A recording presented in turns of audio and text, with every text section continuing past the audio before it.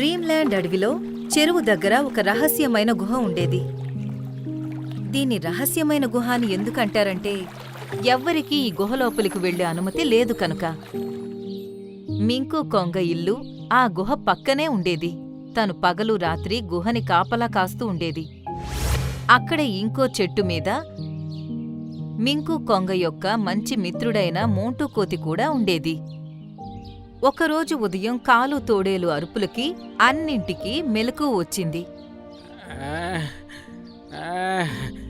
చాలా నొప్పిగా ఉంది. ఆహ్!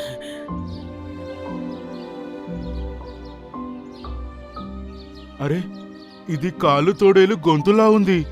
తను ఎందుకలా అరుస్తున్నాడు? కొన్ని క్షణాల్లో ఏనుగు, జింక, జిరాఫీ, జీబ్రా, నక్క, గుంట నక్క మరియు రాబందు అన్నీ అక్కడికి చేరుకున్నాయి. అవి అక్కడ కాలు తోడేలు నేలమీద పడుకుని బాధపడ్డం చూశాయి.